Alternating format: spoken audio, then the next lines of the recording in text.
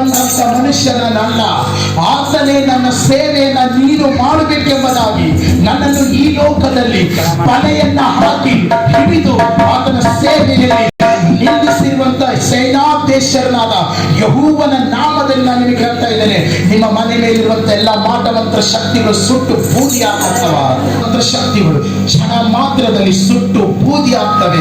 ಅದು ಯೇಸುವಿನ ರಕ್ತದ ಫಲದಿಂದ ಎಂಬುದಾಗಿ ನಾವು ನೋಡುವಂತರಾಗಿದ್ವಿ. ದೇವರನ್ನ ಆರಾಧಿಸ್ತಾ ಇರುವಾಗ, ದೇವರ ಅನೇಕ ಕುಟುಂಬಗಳೊಟ್ಟಿಗೆ ನನ್ನ ಜೊತೆ ಮಾತಾಡ್ತಾ ಇದ್ದಾನೆ.